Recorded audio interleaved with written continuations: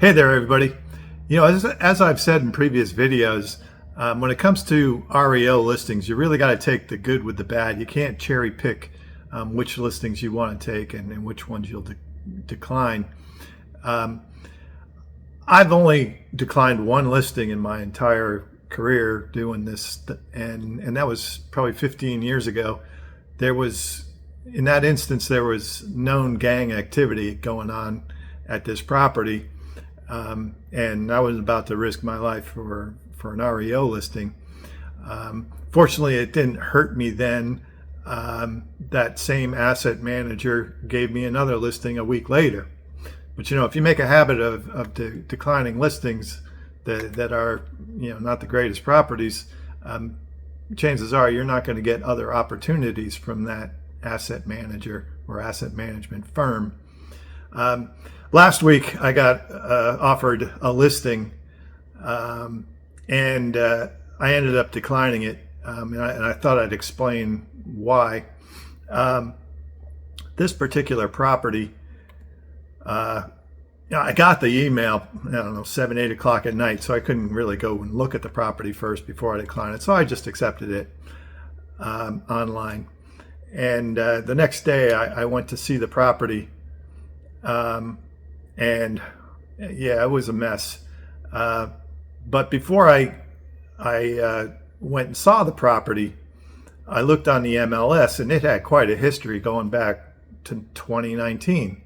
The original listing agent back in 2019 had listed it for something like $45,000, which would have been its lot value back then, 6 years ago. And in between that time and myself, there were two other listing agents that had it listed as high as 145, 149, something like that. Those two agents were both pretty inexperienced. They didn't have a lot of sales under their belt, so I could see why they wouldn't be about to turn down an REO listing. Be happy to take any listing at all.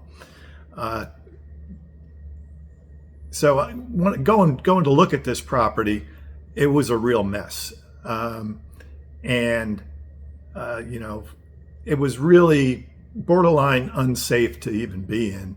The floor joists were sagging. The subfloors were soft. The ceilings were falling down.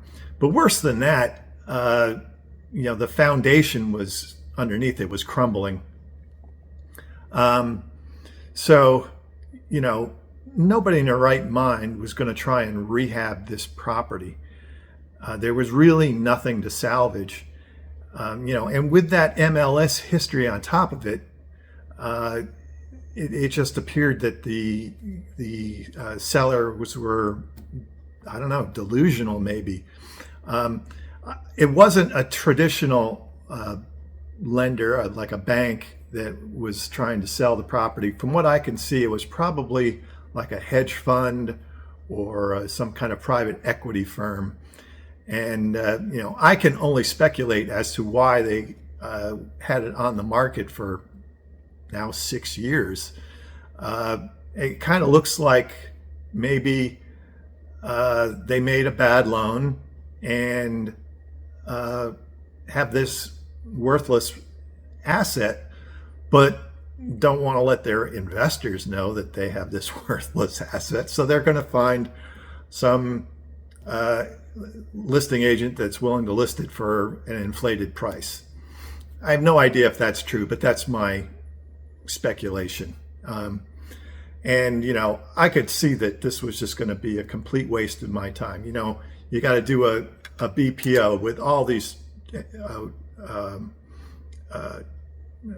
repair estimates, and then once I got it listed, I'd have to be inspecting the property periodically, either weekly or bi-weekly. So I just said, yeah, I'm just be spinning my wheels with this one, and I turned it down. So the chances of me getting any other invitations from this particular outfit are pretty slim, I think. And that's what it's all about. What's the point of this video? Well, one, you can't cherry pick your REO listings, but you got to measure that against, is this ever going to sell, and will I be wasting my time? And I could tell that clearly I would be wasting my time, so I declined. And it's not a big bank like U.S. Bank or Chase or Bank of America or anything like that. Not that that was a big part of my decision to turn it down, but really what it came down to was 6 years on the market is way past the length of time it's going to take to figure out whether you are in the ballpark price-wise. And so for that reason, I turned it down. I hope that you got something out of this video. If so, please hit that subscribe button for me. Hit the like button as well. I'm Tom Day. Thanks for watching.